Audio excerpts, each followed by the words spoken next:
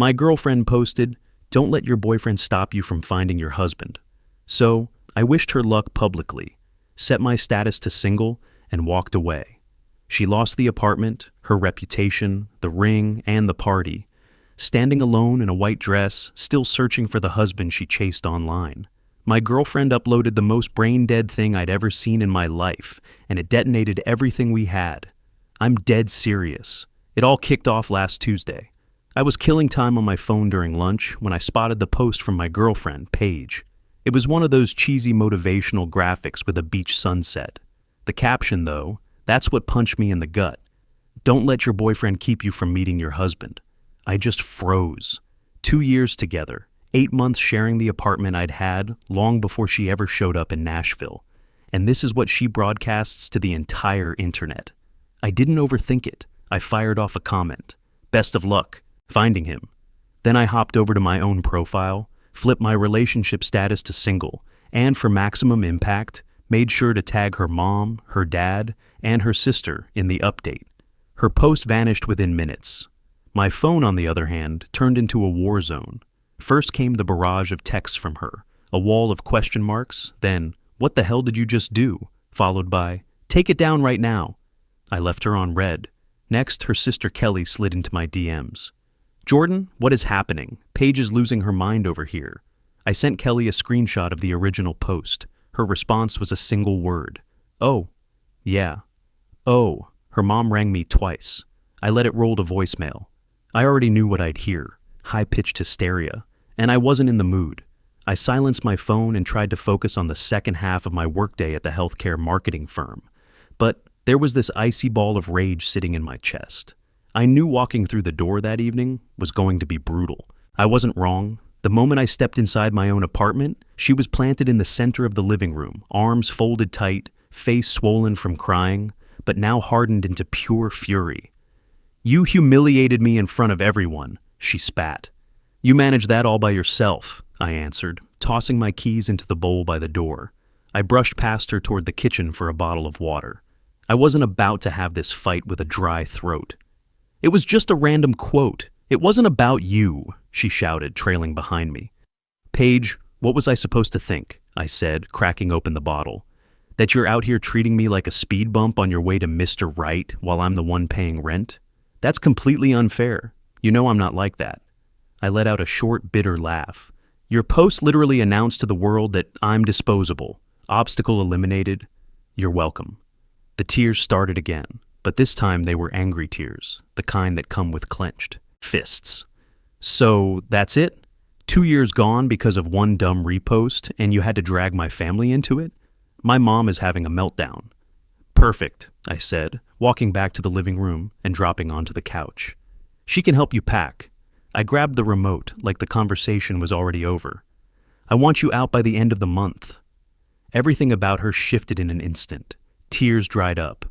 A cold, triumphant smirk crawled across her face. "No," she said, calm as anything. I glanced up from the guide channel. "Come again?" "No, I'm not going anywhere. I live here. My mail comes here. My name is on the lease. You can't just evict me, Jordan. I have rights." She stood there looking insanely pleased with herself, like she'd just dropped a legal checkmate. She actually thought she could squat rent-free while auditioning replacements, probably bringing them back here into my bed while I footed the bill. That image lit something feral in my brain. "We'll see about that," I said, voice low enough that it made her blink. She gave a little shrug, spun around, and marched into the bedroom, slamming the door so hard the walls shook. I sat there for a long time, TV flickering with nothing registering, and started mapping out a real strategy. This wasn't a breakup anymore. This was a siege. The days that followed were torture by domestic terrorism. 1 minute, she'd be syrupy sweet. "Babe, what do you want for dinner?" The next, she'd be blasting music at 2 a.m. on a work night. She started inviting friends over non-stop. Loud, messy people who treated my place like a frat house. One evening, I came home to find some dude named Brad, punchable face, sockless loafers, lounging on my couch, drinking my beer, feet on my coffee table. I looked at him, looked at Paige, and said, "Get him out." She rolled her eyes. "Jordan, relax. This is Brad. We're just chilling." "I don't care if he's the second coming. Get him out of my apartment now." What followed was a screaming match for the ages. She ended it with, "I can have whoever I want over. This is my home, too." That was the exact wrong thing to say. The very next morning, I fired off a polite but deadly email to my landlord, Mr. Henderson, an old-school Georgian who'd owned the building since the dinosaurs and despised drama more than life itself. Subject line, "Quick lease clarification, apt 4B. Hi, Mr. Henderson. Hope you're doing well. My roommate Paige and I have unfortunately ended our romantic relationship. Since then, she has been hosting guests at all hours, creating considerable noise and disturbance. I believe this may violate the quiet enjoyment clause for me and possibly other tenants. Could you please remind me of the building's policy on overnight guests and noise? I've attached a copy of our lease for reference. Thanks, Jordan." I'd already memorized the thing. An hour later, his reply landed, short, sweet, and lethal. "Jordan, Section 7, Paragraph C. Guests may not remain more than 3 consecutive nights or more than 3 nights total in any 30-day period without my prior written approval. Tenants are fully responsible for guest behavior. Any disturbance of other tenants' peace, as I deem it, is grounds for lease violation. Consider this your one and only courtesy warning. Next complaint from you or any neighbor triggers a 3-day cure or quit notice to both leaseholders. Fix it or both of you are out. Regards, D. Henderson." I saved that email like it was the Dead Sea Scrolls. That same night, guess who showed up again? Brad. They were cackling at some trash reality show, volume cranked. I walked out, phone in hand, voice perfectly level. "Paige, he leaves now or we both get evicted." She scoffed. "We've been over." I cut her off and held up the screen with Henderson's email glowing. Her eyes scanned it. Every drop of color left her face. You went to the landlord?" She whispered like I'd committed treason. "You said it was your apartment." "Two," I echoed, throwing her own words back. "That means you have to follow the rules too. 5 minutes or I'm forwarding this whole thread to Mr. Henderson with a noise complaint, time-stamped right now. Clock's ticking." Brad suddenly looked like he'd rather be anywhere else on Earth. He stood, grabbed his jacket. I was actually heading out anyway, guys." He bolted. Paige opened her mouth, closed it, opened it again. Nothing came out. For the first time in weeks, I slept in total silence. Small win, but the momentum had shifted. With eviction now a mutual gun on the table, Paige changed tactics. She went after the stuff. Saturday morning, while I was at the grocery store, she sent me a novel-length text, a bullet point list of everything she was taking when she left. The 55-inch OLED, my custom-built gaming rig, the full surround system, even the espresso machine. Her closing line, "We can handle this like adults and divide things fairly." I read it in the cereal aisle and nearly laughed out loud. Fairly, not one item on that list had seen a penny of her money. I didn't dignify it with a reply. I finished shopping, came home, unpacked, then locked myself in my office and started digging through years of receipts. Best Buy invoice for the TV, my card, my name. Newegg order history for every single PC part. Williams-Sonoma receipt for the espresso machine. Birthday gift to myself. I made a folder called Proof. Then I scrolled back in our texts and found the photo she'd sent the day after the TV was mounted. Her grinning on the couch, new screen blazing behind her. Caption, "Movie nights are about to level up on your ridiculous new TV. Thank you for sharing, LOL." Screenshot saved. My buddy Zach called that afternoon. "How's the hostage situation?" "About to go full special forces," I told him. I explained the latest shakedown attempt. "She's trying to steal your battle station. Does she even know which side the power button is on?" "Doesn't matter. It's about pain. You free tonight? Got any garage space?" An hour later, Zach rolled up in his pickup. Paige was out. Instagram told me exactly where. 30 minutes. That's all it took. TV carefully unmounted and bubble wrapped. Entire PC tower. Triple monitors. Peripherals loaded. Speakers, subwoofer, espresso machine, gone. The living room looked like a bomb had gone off. Just a giant empty rectangle on the wall where the TV used to rule. I opened the proof folder, attached every receipt plus her old grateful text, and wrote Paige a short, ice-cold email. Subject, about your inventory list. Paige, It appears there's been some confusion regarding ownership.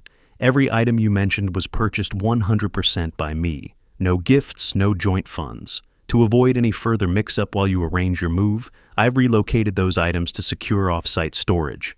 They'll be returned once you've fully vacated and surrendered your key. Best, Jordan. Then I texted her, check your email. The reply was instantaneous. Phone started blowing up.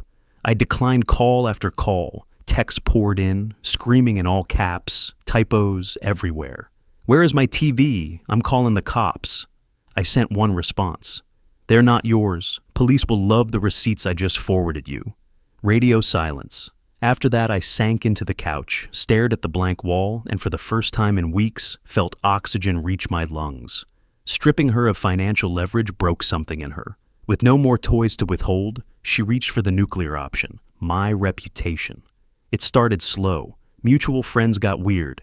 Texts ignored. I got a polite but firm disinvite from our regular game night. Hey man, maybe give it a miss this week. Things are kind of tense. Zach confirmed the source. Dude, Paige made a group chat. Our whole circle plus her family. She's dropping bombs. He forwarded screenshots. My blood turned to ice water. She'd posted carefully cropped snippets of old arguments. Only my replies, context surgically. Removed. A message where I said, I'm done talking tonight, became proof of stonewalling abuse. A text where I said, we need to discuss big purchases first, after she tried to book a $4,000 non-refundable vacation, became financial control. Then the sob story caption. I know you all like Jordan, but you never saw what it was like privately. This is the real him. I'm just glad I escaped. Half the chat rushed to comfort her. I felt like throwing up, but I didn't react publicly. That's what she wanted, me raging, proving her anger issues narrative. Instead, I went surgical. I thought of the one person in her family who wasn't insane, her dad, Howard. Quiet, fair, hated bullshit. I spent the afternoon building a counter dossier, full conversations side by side with her cropped lies, highlighted the parts she deleted, like her apology after the vacation incident, like the 3 straight hours she'd texted me insults because I had to work late, and the ace up my sleeve, a voice memo I'd started recording a few nights earlier when she was screaming about the TV. Tennessee's a one-party consent state. 30 seconds of her sounding like a banshee, calling me every name under the sun, threatening to ruin me. I put it all in a clean PDF, attached the audio labeled Sample of Recent Interaction, and wrote Howard a respectful but devastating email. Subject: A difficult matter concerning Paige. Dear Howard, I'm truly sorry to involve you. I've always had a lot of respect for you. Paige has begun circulating heavily edited text messages in a group chat with mutual friends, painting me as controlling and emotionally abusive. These are serious reputation-destroying falsehoods. I've attached a document showing her cropped versions next to the complete conversations. You'll see the deliberate deception. I've also included a brief recent audio recording from our apartment. It's unpleasant, but it's honest. I'm not asking you to choose sides, only to see the truth and, if possible, help your daughter stop before she causes permanent harm. Thank you, Jordan. Sent at 6:05 p.m., 2 hours of silence. Then a text from an unknown number. This is Howard. I've reviewed everything. I'm handling it. I'm very sorry, Jordan. 20 minutes later, the group chat imploded. Paige posted, My dad is calling. What did you do, you psycho? Then immediately deleted it. A friend who still had my back began privately updating me. Paige rage quit the chat. Kelly posted, Everyone drop this now.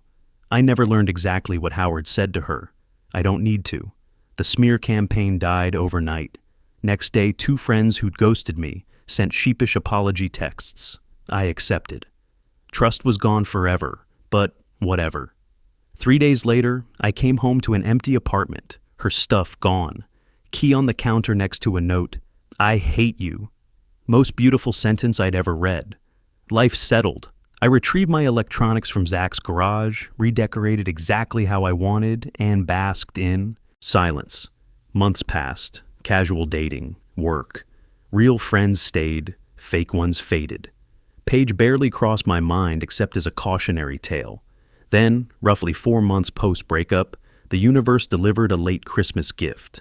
Zach sent me an Instagram screenshot. Paige, hands splayed, flashing an absurdly huge diamond. Fiancé. Brad Fletcher, of all people. Caption. I said yes. Sometimes you have to leave the boy to find your king. Forever starts now. I almost pitied the poor bastard. Then the engagement content went into overdrive. Save the dates, venue reveals, mood boards. The party was booked at the Bridge Building, an upscale downtown Nashville spot that costs a fortune. Something felt off. Brad sold cell phone plans and had roommates. Paige was drowning in debt. Who was bankrolling this fantasy? Curiosity got me. I still had the email of the venue's events manager, Diana, from a corporate party I'd planned last year. I also found their public event packet online. Payment. Terms were brutal. 50% non-refundable deposit. Final, 50% due 14 business days before the event. No exceptions. Failure to pay equals instant cancellation. No refunds. Party was 3 weeks out. A wicked little idea began to form. I did some quick math on their situation. The Bridge Building's package for their guest count would run about $6,500 total. Standard deposit meant they'd already paid $3,250. That left a final balance of $3,250 due 2 weeks before the event. But knowing Paige's financial habits and Brad's retail income, I had serious doubts about their ability to cover it. The night of the engagement party, photos started trickling onto stories. Paige in a white mini dress. Brad looking like a kid playing dress-up in his father's suit. Guests arriving, champagne flowing. Everything looked perfect from the outside. At 7:30 p.m., right as appetizers would be circulating, I opened a burner email account and wrote Diana a short, polite note. Subject, heads up about tonight's. Private event, Paige Pierce and Brad Fletcher. Diana, former client here, just wanted to flag something that might save you headaches tonight. The bride-to-be has a track record of financial overextension and assuming partners will cover her expenses. Might want to gently confirm the final payment has cleared. For context on expectations versus reality, I've attached a screenshot of a public post she made while still in a prior long-term relationship. Wishing you a smooth evening, a concerned friend. Attachment. The original sunset meme. Don't let your boyfriend keep you from finding your husband. I hit send, closed the laptop, and put on a movie. The irony was perfect, her own words coming back to haunt her at the moment she thought she'd found her king. I didn't wait long. An hour and a half later, Zach called, barely able to contain his laughter. One of his coworkers was a +1 at the party, live texting the unfolding disaster. Diana had read the email, gotten nervous, and decided to double-check their payment status. She found Brad near the bar, quietly asked if the final payment had been settled. Brad looked confused. He thought Howard was taking care of the remaining balance. Diana then found Paige, explained the situation, and asked for the $3,250 balance on the spot. Paige's face went white. She thought Brad had paid it weeks ago. Huge frantic whispering ensued, then not so whispering.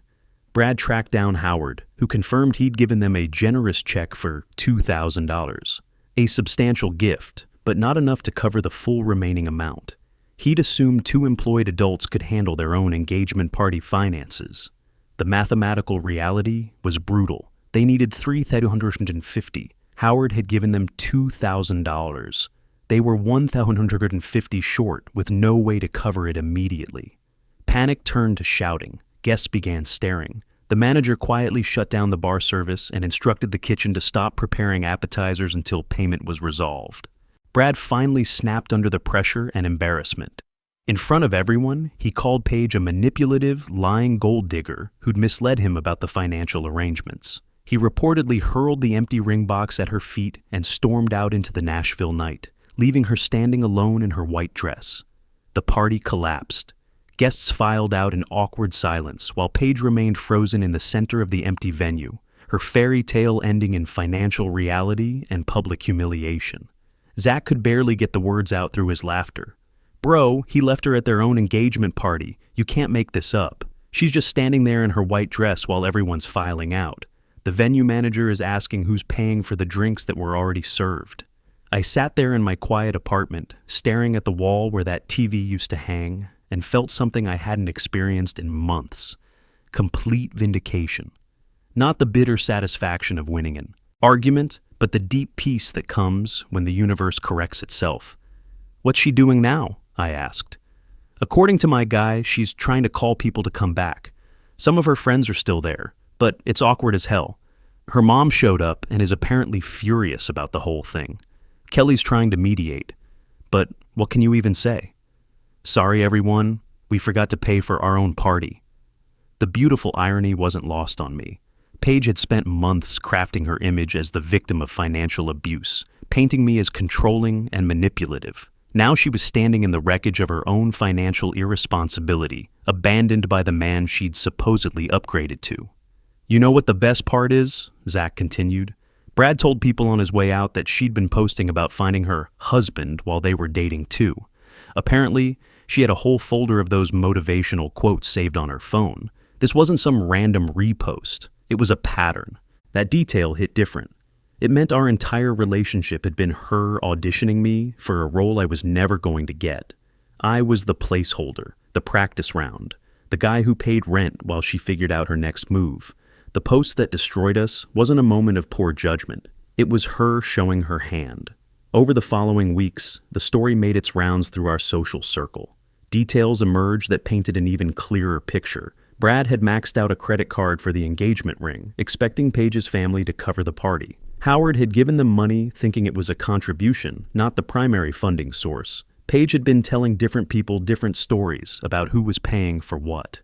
The most damning detail came from Kelly, who eventually reached out to apologize for the group chat incident. Paige had been planning to move in with Brad immediately after the engagement, despite his lease running month to month and his roommate situation being unstable. She'd already given notice at her part-time jobs, banking on wedding gifts and combined finances to coast until she found something better. It was the exact same pattern she'd tried with me. Find a guy with his life together, leverage the relationship for stability, then keep shopping for something better while enjoying the benefits. "She asked me if I thought you'd take her back," Kelly told me during that awkward coffee meeting. I told her she'd lost her mind. What did she say? That she'd learned her lesson about relationships and social media, that she just wanted to go back to when things were simple. Kelly stirred her latte, looking uncomfortable. I told her that ship had sailed when she tried to steal your TV. The conversation ended with Kelly admitting she'd never really understood how Paige afforded her lifestyle on part-time work. "I always assumed your relationship was more equal, like financially equal. When Dad showed us those receipts you sent, it was eye-opening." That phrase stuck with me. Eye-opening. It perfectly captured what the whole experience had been. Not just for Kelly, but for everyone who'd gotten pulled into Paige's narrative. Sometimes people need to see the evidence laid out clearly before they can recognize what was right in front of them. 3 months after the engagement party disaster, I got a LinkedIn message from someone I didn't recognize. It was from Brad Fletcher. He'd found me through mutual connections and wanted to apologize for his part in the apartment invasion during our breakup. More importantly, he wanted to thank me. "I know this sounds crazy," his message read, "but what happened at the party saved me from making the biggest mistake of my life. I found out later about the pattern of behavior, the financial expectations, all of it. I dodged a bullet because you gave that venue manager a heads up. I owe you one." I never replied to that message. What was there to say? "You're welcome for destroying your engagement?" Some lessons people have to learn for themselves, and Brad had gotten his education the hard way. But his message confirmed something I'd suspected all along. Paige's behavior wasn't personal to me. It was who she was. The social media post, the financial manipulation, the reputation warfare, these were her standard operating procedures. I just happened to be the guy who called her bluff and had the receipts to back it up. Looking back now, I realize that Instagram post did me the biggest favor of my life. It forced me to see clearly what I'd been too comfortable to notice. I was dating someone who saw relationships as transactions and partners as resources to be optimized. When you really understand that about someone, there's only one rational response. You wish them luck finding what they're looking for, and you walk away. Because the person who truly values you would never post something that treats you like an obstacle to their happiness. And once you learn that lesson, you never settle for less again.